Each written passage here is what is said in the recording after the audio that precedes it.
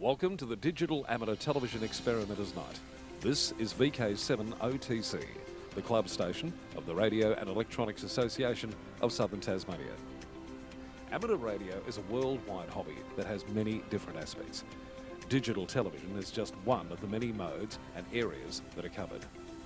Maybe you're interested in becoming involved in the DATV Experimenters Nights. Do you realise that you do not have to be a radio amateur or need any ATV equipment to participate anywhere in the world?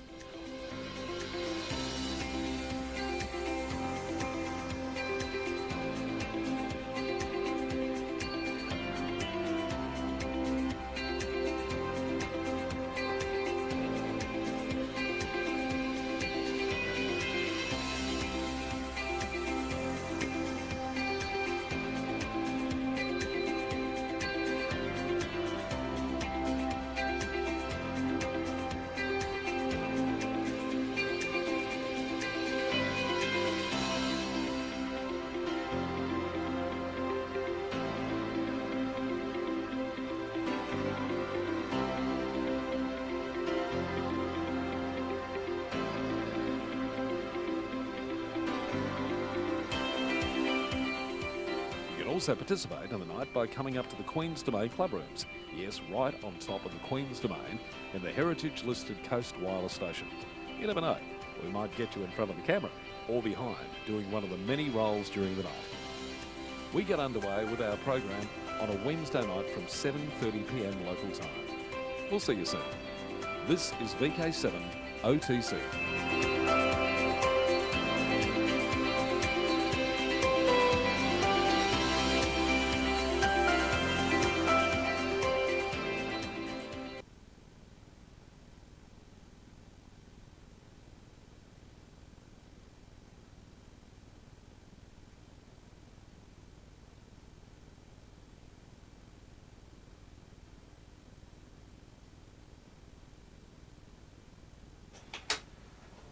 Okay, this is VK7 OTC, the club station of the Radio and Electronics Association of Southern Tasmania, with our DATV Experimenters Night.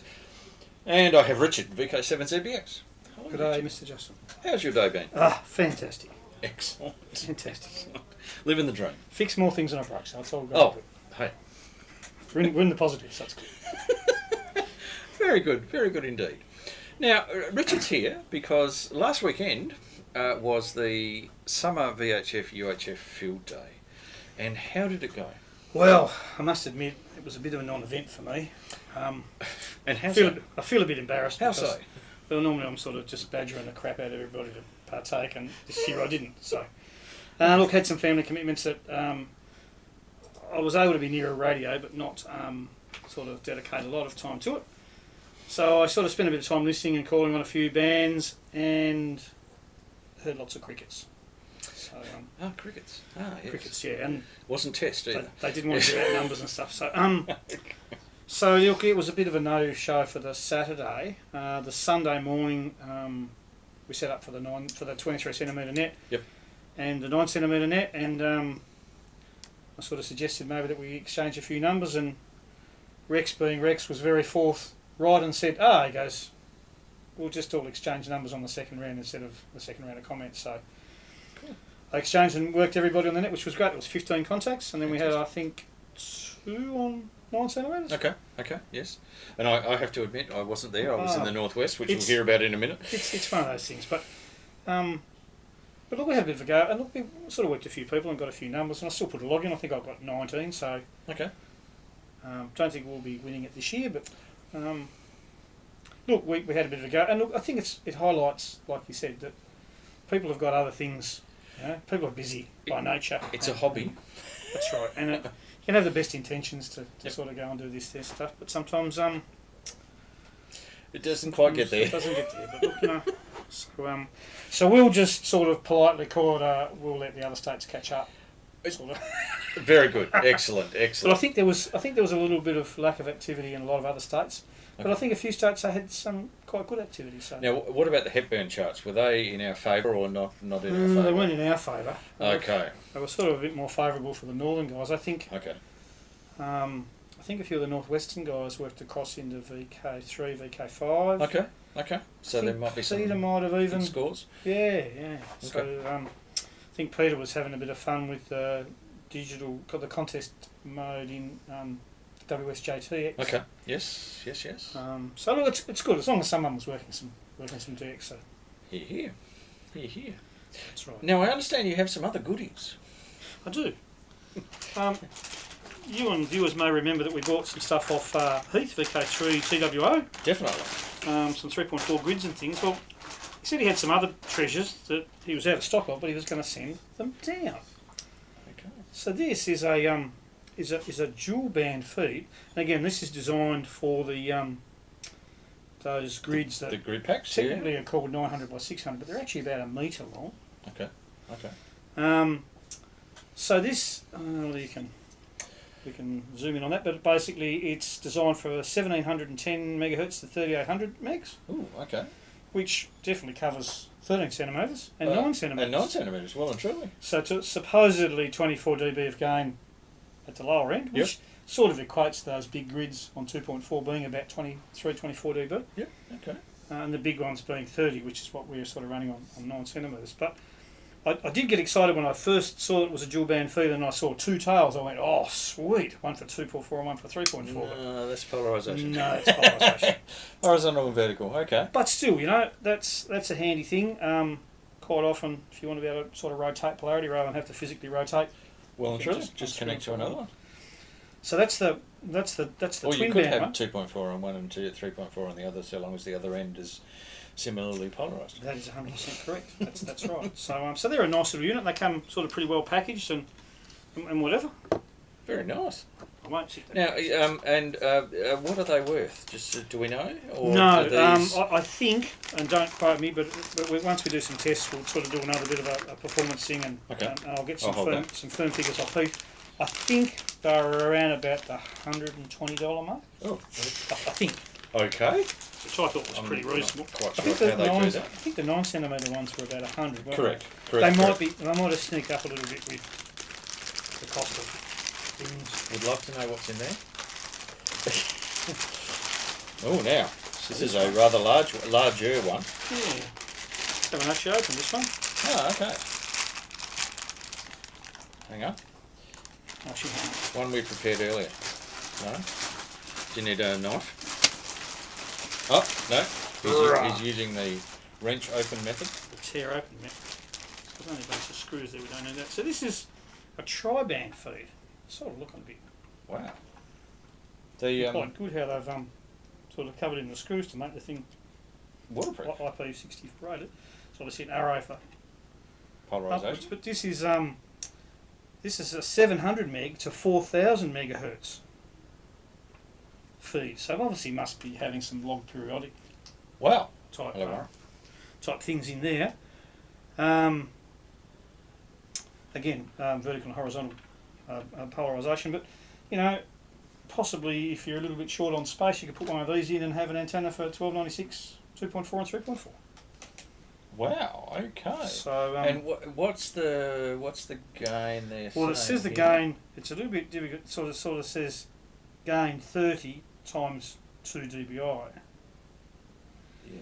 So I don't know whether that would be 30 dB of gain at 4 gigs and then much less at 700 megs. Okay. That is. But again, sort of horses for courses. Often you try and optimise gain, Correct. which sort of costs you bandwidth and. No, well and truly. But maybe this would be good for someone that's sort of limited in space. You can maybe put one grid up that can do a bit of trickery here with some relays. Okay. Okay. That might just be a solution. So I'm going to try and put these into a couple of grids and sort of give them some, sort of do some tests, and we can report back. And for a field day operation. You've only got to pack one thing. Correct, and one grid pack. So I'm going to say, well, and there's also another thing which I didn't bring tonight that Heath sent on the last lot of stuff that we bought was a 1296 feed for the grid pack. Yeah. Okay. So we're going to do some comparison. And is between that similar to the 3.4, or is it? It's not inside a radome. It's more like it looks like a driven element, and maybe even a reflector. Oh, okay. Which I think the 2.4 gig ones have like a little corner reflector. Yep. And so at the back, I think the 1296 might just have like a passive single element reflector, but they look really sweet with a nice tail. Okay. So we'll do some tests on those as well and report back. So cool. Sort of thought we'd sort of show those, but look, they might be a solution. Fantastic. So dual feed or tri-band feed? Or tri-band feed, yeah. And I definitely look forward with this one. Because that save some real estate in the truck. Well and truly. And I have to say, even... they look like they're really well made. Well and truly. And I have to say the 3.4 gig ones are incredibly well made as well. So wherever he's getting them from, and they work a treat. They do work a treat. They do. And they are actually they do what they say they do. Well, hopefully Sunday we'll have Murray 7 on 9. Yeah, Murray's sorted out his issues. 7 on 9. I love it. He was small issue with his LO. Okay. When you go through with those and you change your LO frequency and save it to battery back RAM. Okay. His didn't. Right. So when you power it up, it comes on, the red LED comes on. Yeah. His was doing that, but it was just... And I lent him a ZLPLL. He was able to tell that he was... Off frequency. Off by about sort of 6 megs or something. Okay. So he's all sweet now, and he's got the box and everything all happening, So has he permanently mounted his... He has, yeah. Okay. Bit like Brian, BW. Pretty much like Brian, yeah. But Murray's very nice in the front of the house. We've made a little bracket for Murray's place that I think allows him to just undo one bolt, just take it off nice and easily. Yeah. Okay. So for field days. Cool. Because getting mine off my roof's a bit of a pain. Definitely. 45-degree pitch roofing. Yeah. Mine's not quite that bad, but it still is. Yeah. No, it's somewhere in between that. And I'm getting way too old to be putting antennas up on 45-degree pitch roofs. Trust me. Okay. Now, let me just cue. Ooh. Now. So that's today. That's today. Sure to 00 UTC on Saturday. Let me go. Now we're just scrolling. If you click on the map, for those who don't know, sorry, that's Saturday. We're into 12 Saturday. So just past it, but that's still looking pretty damn good. Well and truly, and in fact, pretty damn good to New Zealand. So those that have got VHF microwave here, look, I'm really impressed. But look at where those clouds are. They're across to Tasmania, not to New South Wales or Queensland. or up here, or they are up here, but they're also down here. Like nearly every time you look at favourable conditions like that they end up in Australia on New South Wales or Queensland. Correct, which is a pain in the ass. Now, let me just keep going into Sunday. Good to Antarctica. Sort of North Island. Yeah, still. It's disappearing. Oh, yeah. That's it. Okay, and that's today. Let me just go. So I think it was going to be sort of mid-morning. Now, even to VK6. Yeah. VK6 is looking... Probably from... somewhere like Mount Lloyd, perhaps, where someone's got some pretty nice kit. Clear view. In fact, VK6 definitely. Yeah, that's really good. That's Thursday. Now, this is where it develops across the Tasman. Yeah. This is Saturday. This is 00 on Saturday. I think that's where Rex gave me a bit of a heads up today, and he's like, he goes middle of the South Island. Correct. So, where Roger is. Where Roger's going to go. I believe Roger's going to drive all the way to... Oh, okay. Across. That's a mega trip.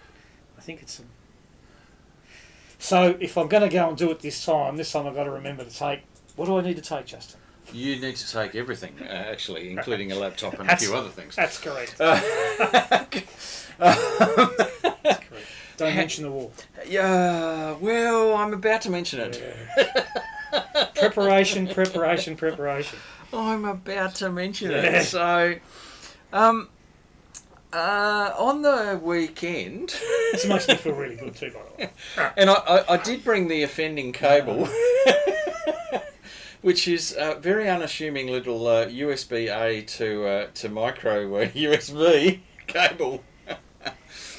For those who don't know, I went up to the northwest on the for a long weekend. I went up there Friday, came back Monday, to assist my wife, who was attending a harp gathering at the Claude Road Hall, which is just outside Sheffield, at the base of Mount Roland. So I thought this is a fantastic opportunity to activate.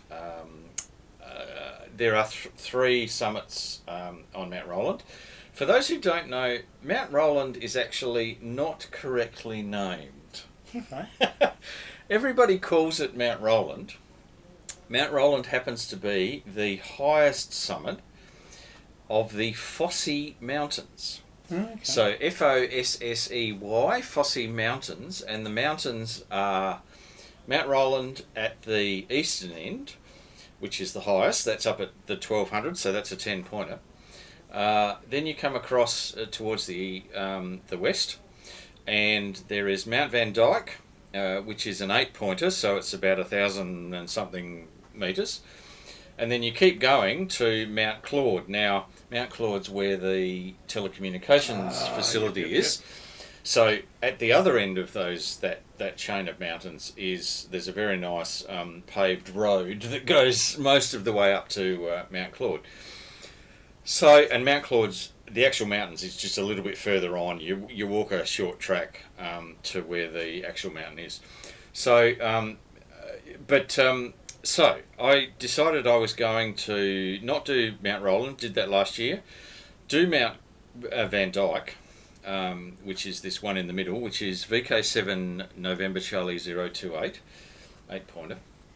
And the key difference that I was going to do here, because I had activated that last year, and in fact it was the day before I was activating it, which meant I didn't get the points. Oh.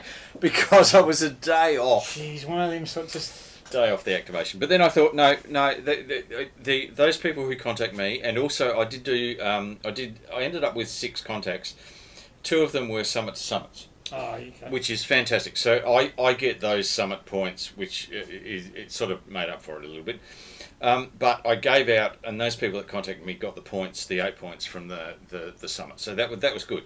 But my primary reason for doing it was to do, after the single sideband contacts, was to do some digital SOTA digital contacts. Nice new portable laptop. FT8, which we featured last week, and we showed you doing FT8 contacts. And to get up there and finish my single sideband, I thought, okay, fantastic, going to try the digital side of it. Because I have to say, conditions on the weekend on HF were pretty dodgy. Not good. Because I was really struggling with those 6 contacts. So yeah, I thought, okay, I can make up for this with digital. Went to get the laptop out, got it all out, blah, blah, blah. Went to look for said cable. Couldn't find said cable. Even though I unpacked absolutely everything. Turned all your pockets out. And... looking for this friggin' little cable. To realise that I also didn't have the little... Bluetoothy. The Bluetooth headset electronics, because it's what the headset plugs into. And I thought, I know exactly where that is. It's plugged into the USB on a computer in the shack, and this end was plugged into the Bluetooth headset electronics. The key problem there was... it was about 250 kilometres between them. To the south. So I was absolutely ropeable. I'm glad. Goodness gracious me, you might have said a few words. And I was glad that I didn't come across too many people on the way down, because I probably would have been fairly short with Who's that grumpy guy? Yeah, exactly. Anyway, so what I thought I would give you, I'll just see whether I can find the. Is it this one? No, just bear with me. Sorry about this. No.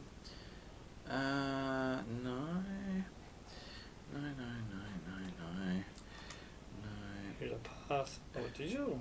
Oh, there it is. Okay, so this just gives you what I did. Google Earth has this really nice feature. You put the path in, which is this is so you've got a bit of reference. This is the Claude Road. This is Claude Road, actually. It's a bit confusing because there's Claude Road, which is the actual name of the road, but there is actually a place called Claude Road. Okay. Which, surprise, is on Claude Road. Imagine that. So this is Claude Road, O'Neill's Road for those who know Mount Roland. You go about 500 metres up O'Neill's Road, and this is the main place where most people leave to go on their bushwalk up to Mount Roland. Now, they go up here, and this is basically this profile. They go up here, it sort of follows the contours around here, which is really nice. Goes up, and there's a bit of a sort of a ravine that you go up, and you get to a T-junction, which is right about here, and you either go off to Mount Roland, which is in that direction, or you go off to Mt Vandyke in this direction.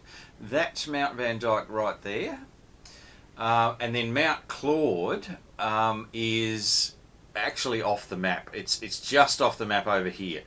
So basically I went up here all the way up. This goes from about I think it's 300 meters up to about just over 1,000 meters.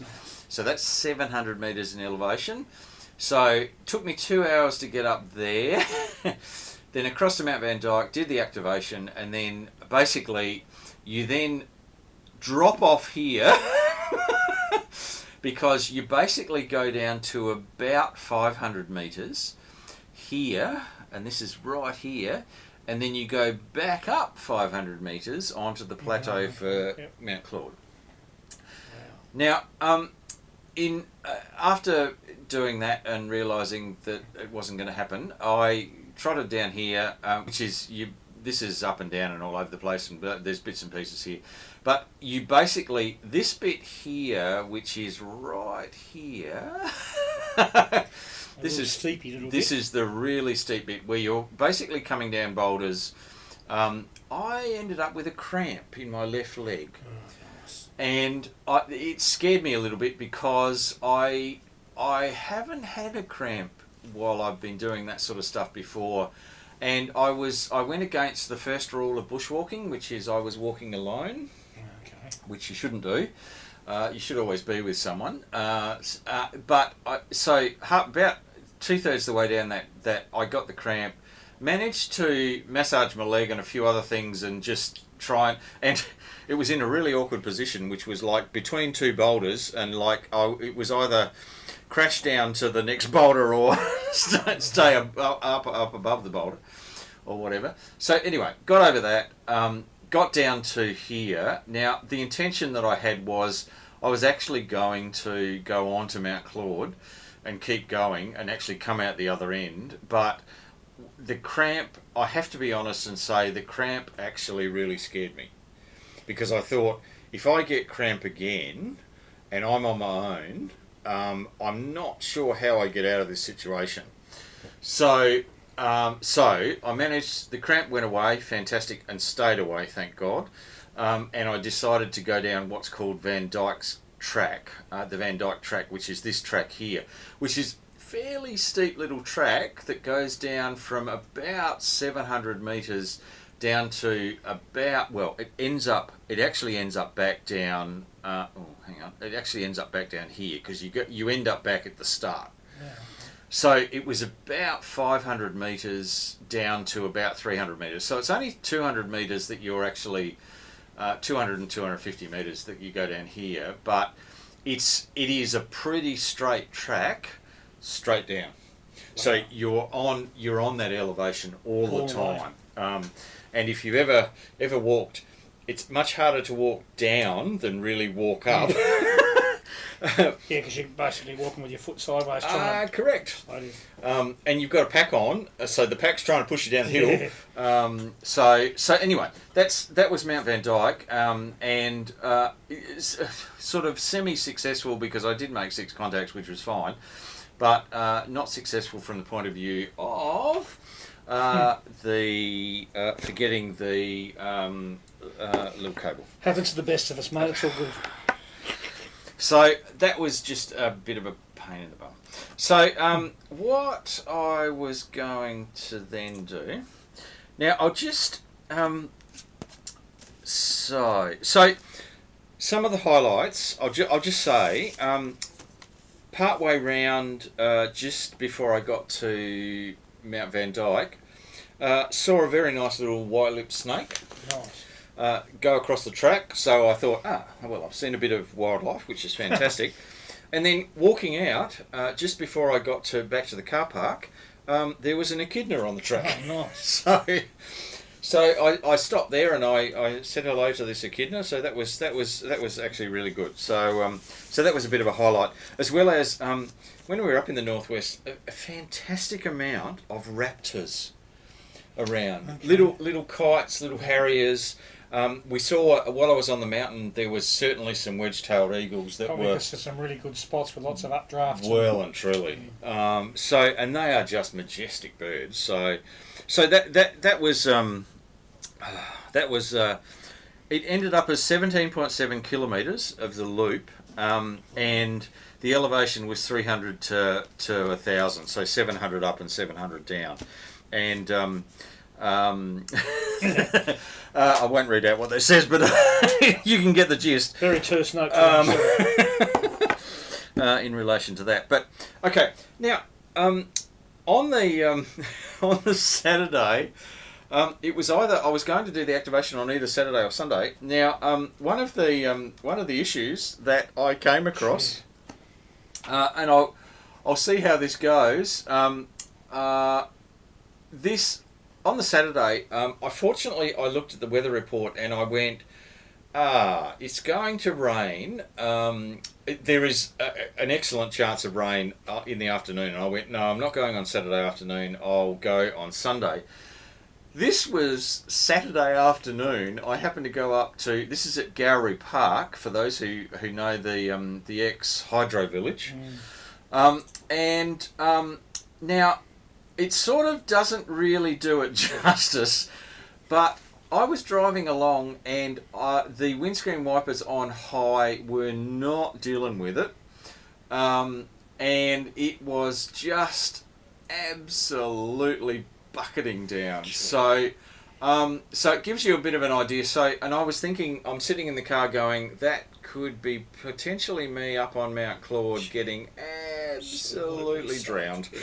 So I was pretty happy with that. Wise choice. Well and truly. So what I just wanted to show you, and it's a bit of a slideshow. Let me just skip those two. Okay. So for those who don't know, that's Mount Roland. As you come around the corner from Sheffield, you're confronted with a very impressive looking mountain. Now the key thing here is there's a whole bunch of mountains this end, which is part of the Fosse Mountains. Mount Roland's this bit in the middle, then Mt Vandyke's just around the corner, and then there is a whole line which is about as long as this, again in a sort of a west-southwesterly sort of direction. So it's pretty impressive. Oh, that's a bit closer. Sorry, I'll zoom through these. So this was on Sunday, I think. Crack of a day. Oh, it was just fantastic. And of course, that's decided that it's. Oh no! So okay. So this is the. Sorry, it just takes a short while to catch up. Let me go to give it some time. Okay, now on the track up, that's actually Mt Vandyke that you see as you are walking up. You go around the side of that to the ravine and head up, which is probably good. You get to the base, which has got a whole lot of... most of the time you're walking on a fire track, so it's good. It's easy walking. Then you start on these stairs. Now this is the stairs, the beginning of the stairs to hell. So and from here up it just it's going up. You're going past Reggie's Falls, which is O'Neill's Creek. You go up O'Neill's Creek Road to get to the car park to start the walk. Come on, keep going. We keep going. Tannin stained. So this is the button grass. As the water goes through the button grass, it goes a very tea-looking colour. Perfectly suitable. Now, magically, we're at Mt Vandyke. Marvels of modern science. So just to prove it's Mt Vandyke, so I just set up basically on a rock here and operated. So gave me an unimpeded view to the north, which is fantastic. That's what I was looking for. This is just a few panorama shots looking out bits and pieces. So this is on our way down over to Mount Claude. You walk along this sort of plateau, up and down and through these plateaux. Oh, there's a panorama shot. You got the track on either side. And you have a unimpeded view in both directions, so to the south and to the north. These sort of views are that's to the south. So you're looking at all the other mountains that are around the place and bits and pieces. And then we're down. There's the echidna. That was after I got the cramp, and I just went. I think we really need to get out of here. So anyway, that was the trip up there. Now on the Saturday, let me just go to. Just bear with me here. Sorry, guys. We need to keep going. They were some more of Mount Roland as we drove out on the Monday, because it gives you. Come on. Now, okay. On the Saturday, I went to Devonport to visit some people and also drop. Now. I dropped off a 23 centimetre Yagi kit to Rick up in Burnie, and then came back to Devonport. Now, for those who don't know, in East Devonport, pretty close to where the Spirit of Tasmania takes off from, in a very unassuming little car park, where there's a public park, there is a very interesting monument. The first radio transmission by Marconi systems in Southern Hemisphere from here to Victoria on the 12th of July 1908. Wow. Now, so I knew this existed. Chopo. Well, it's interesting because in 2012, and in fact I could dig out those photos, I suppose, because I did take some photos. In 2012, there was a bit of a celebration, both here and in Victoria. Now, what I managed to find was there is, on the Monument Australia website, which is a charity that sets up monuments for particular things.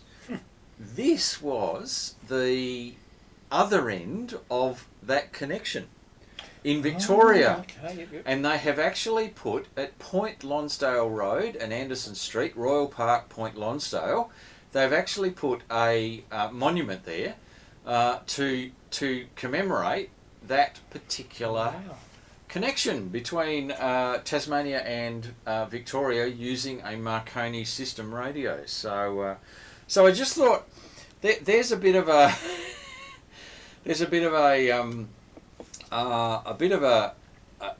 something you don't see every day. Yeah, that's right. You just dry struck us if you didn't know. And literally, it's a concrete post that is, I don't know, 100 mil in diameter, and that's on the top of it.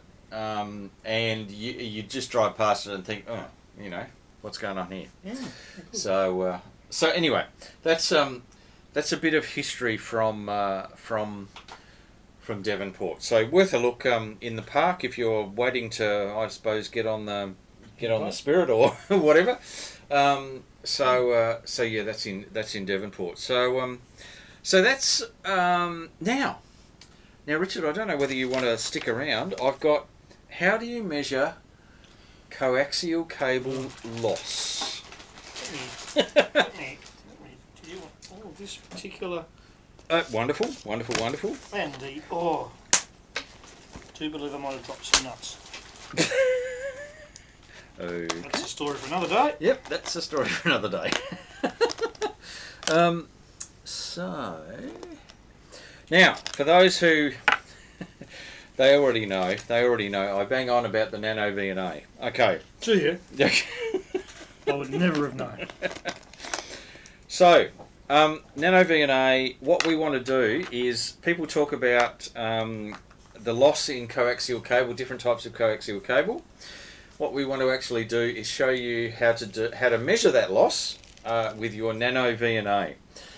So, the very first thing we have to do, and this is very important from this particular measurement point of view, we can usually get away with not doing the calibration with a few other things, because it's a relative measurement, and we really don't need to worry about the very small errors that these cables introduce.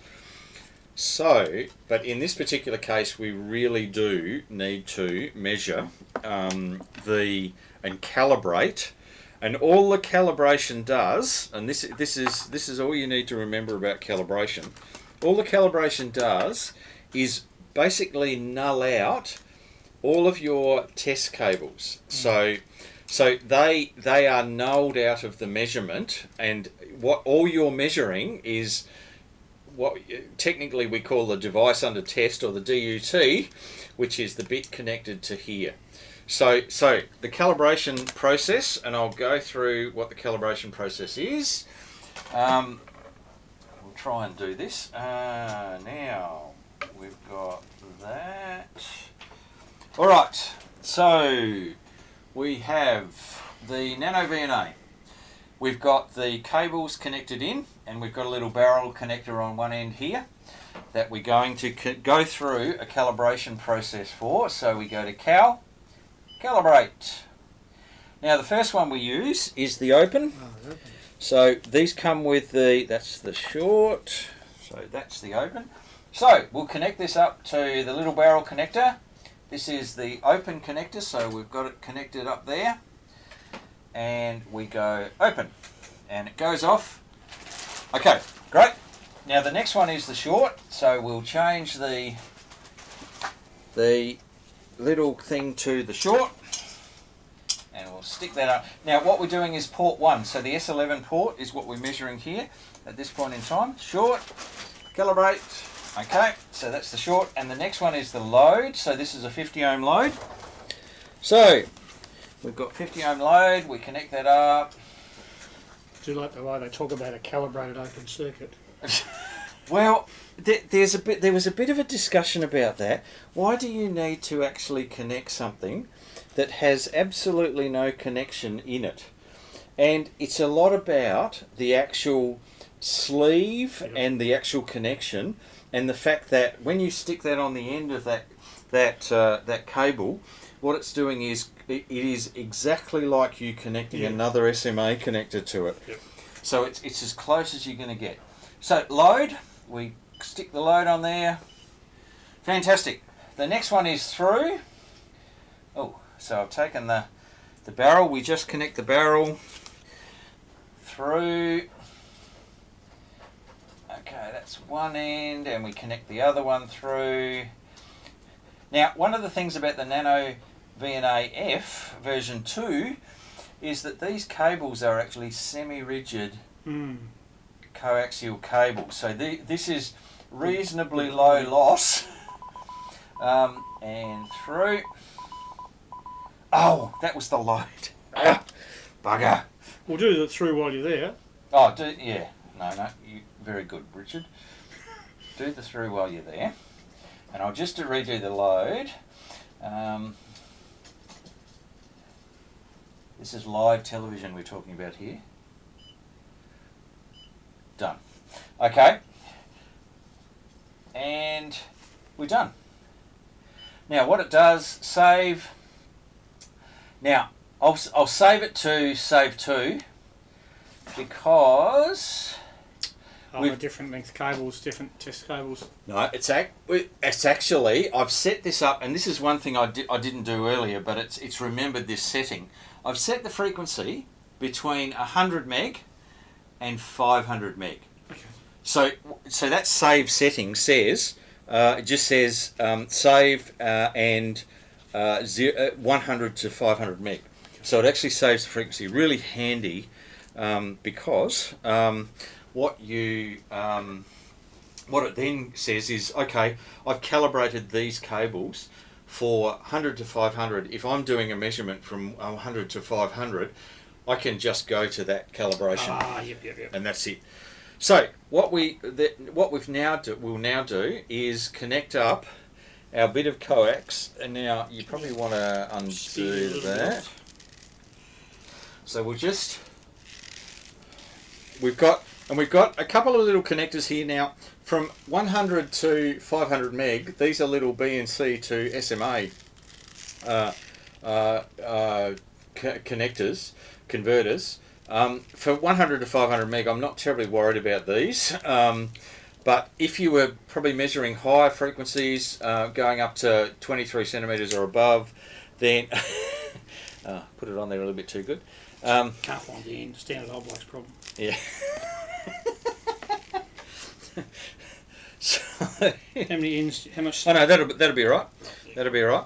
So all we're doing is we're connecting up the converters so that we end up with two SMA leads. And can I get you to go around and? Why don't I go around and hold this? And hold the cable, and we'll connect up. Now, just before you do that, what we need to do is set the trace. So let's go back here. Display trace. Now trace 1, we want trace 1, and we want S21, and we want the log magnitude for trace 1, that's fantastic. Now what I'll show here is with a barrel connector connected up. Sorry, I should have shown this earlier. With a barrel connector connected up, with it through. So in a through setting, so it's going from S11 to S12, you'll notice that line is right on 0, and it's absolutely dead flat from 100 megs to 500 megs. Okay, just put that in the back of your mind. Because we now have, if we connect up our piece of coax. Now, our piece of coax is 20, now this is the bit of coax that we actually use to do the length measurement before, and you'll notice that line now has a distinct gradient on it. And what we'll do is we'll move the trace, we'll go to here's 140, so there's 144. So all we do now is literally read off what the loss is. So at 144, it's telling me there is a loss because that line, when we calibrated it, was at 0. It was dead straight at 0 dBm. Oops. So now what we're doing is measuring the loss of that cable, and at 144 we've got minus 4.32 dB. But maybe just under 3 dB of loss at 100 megs. Oh, correct. Yeah. Correct. Let's go back. 3.7. So effectively 4. Now go to 70 centimetres. So 440, we'll go to 440. That'll do. 440 minus 8.85. Nearly 9 dB. Nearly 9 dB. Now, okay, how does that compare to the specification for the cable? We know from our measurement a couple of DATV nights ago that that cable was about 23 metres long. So what I did was look up, and that's Belden 8262. So that's pretty high quality cable. It's pretty reasonable cable. At 100 megs, the specification says it's 4.9 dB per 100 feet of cable. At 400 megs, it's 11.5 dB at 100 feet. So we're not quite at 100 feet. Yep. We're about at 0.76 of 100 feet. Yep. So if we divide that out, we get about 3.7 dB at 144 at 100, yep, and 8.74 at 400. Guess what? It's about right. So there's that's our 8.86, and what we're saying here is it's 8.74 should be. And then if we go back, whoops, wrong button, to 100, so that, oh, sorry, that was me. Fingers are too big, mate. Yeah, kludgy fingers. 3.7, and guess what? It should be 3.7. 3.7. It's pretty good. So anyway, I'll release you from your holding, Richard.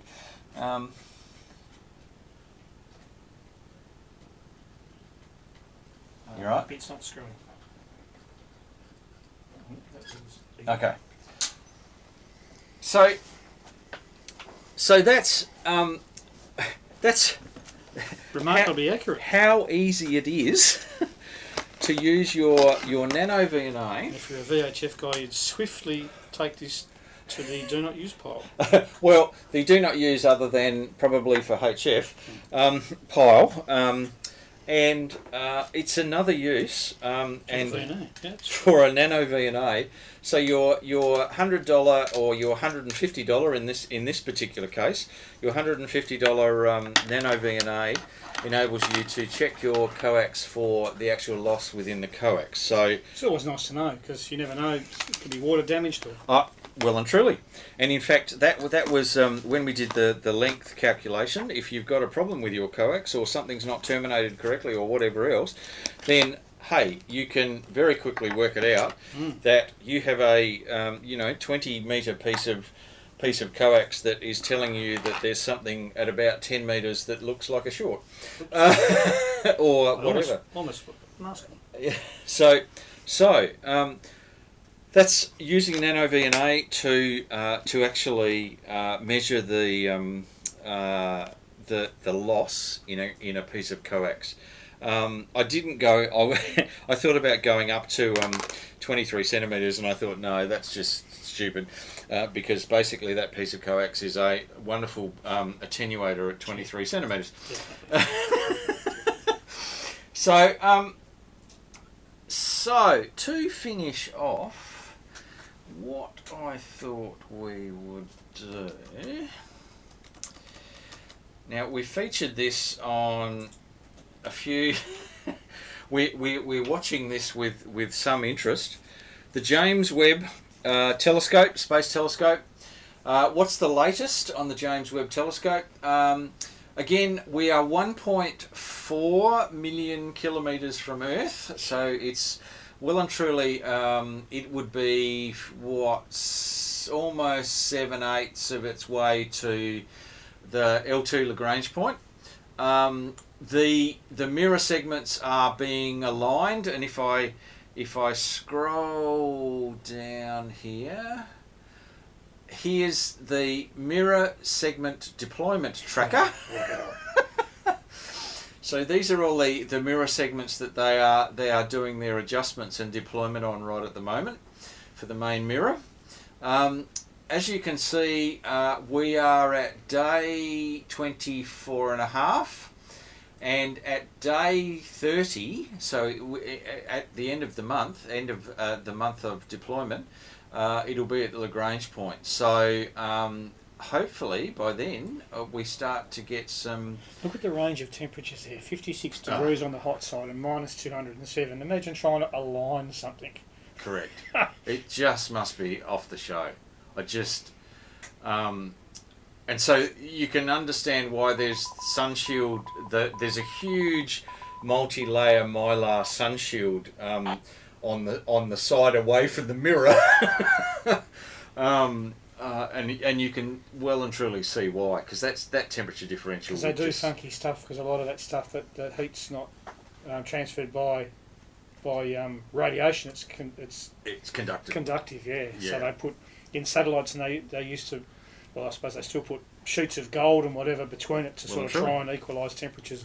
Well and truly. It's quite an exacting science. It's just, but just phenomenal. And so, and its cruising speed right at the moment is 0.2422, so 242 meters per second. That's per second, so that's kilometres, 0.2 kilometres per second. So yeah, it's speeding to its destination. I assume they have to fire some things to slow it down once it gets somewhere near the Lagrange point, but then the reason for the Lagrange point is it's a gravitational equilibrium point, so they don't have to do much to keep it there. To keep it there. So that's the big thing about those points. So big things ahead, really big things ahead. So yeah, and also just put the call out. Anyone who's watching wants to ask questions or anything, please come up on the chat channel, or we're listening on R2. So just to finish off, we have the open day, which is a couple of weeks away, September. What was it's more than a couple of weeks away. Yeah, sorry. Sunday, the 30th of January. Microsoft weeks. Correct. They're Microsoft weeks. I like that. So the 30th of January, Sunday the 30th of January, from 11 a.m. to 3 p.m. Up here, lots and lots of activities going on, lots of stuff going on, and I understand, Richard, you're beavering away. Yes, the challenge has been thrown down, so hopefully people, all things being equal, will actually see a live EME contact. Woohoo! With a very long distance station. Excellent. Right, okay. I look forward to that, Richard. I definitely look forward to that. And the other thing is, just for members, AGM is the next weekend. So on the Sunday, the 6th of February, 11 a.m. up here, AGM. And then now, one of the key things I'll just highlight is after the AGM, so after the AGM's actually closed, there is a presentation by our repeater subcommittee, new repeater subcommittee, talking about what is ahead with southern repeaters and the consolidation and the improvement and functionality, etc., for southern repeaters going forward. So it's pretty impressive. That'll be pretty cool. It's pretty impressive. So that's, and then after that is a free barbecue. Woohoo! Might even have with onion. Yes. On top, underneath, throughout, whatever. Selection of sauces. Hey, no expense spared. Yeah. So yes. So that's some things coming up. The other, the videos for tonight's RF viewers. There is the NanoVNA Coax loss measurement. So that's where I got my information from the IMSAI guy, who's a great presenter, has a huge number of videos. There is a bit from Peter Parker on 630 metre portable whisper, so in true Peter style. Wow. So it's good stuff. And then a couple of 3 Vertasium videos. I don't know how many people realise, but the guy on Vertasium is actually an Australian, so now lives in the States, but he does a fantastic video And can I just say the third video, which is the big misconception about electricity, how electricity flows. It's a fascinating video, and I'll tell you what, most of us are conventionally trained to think that electrons flow through cables. You can throw that out the window. It's all about electromagnetism. So yeah, very, very, very interesting. So there are videos for our RF viewers. So this is VK7 Tango Whiskey and VK7ZBX. And we wish you 73, and we'll catch you next time. And this has been the Radio and Electronics Association of Southern Tasmania with our digital amateur television experimenters nights. Catch you later. 73.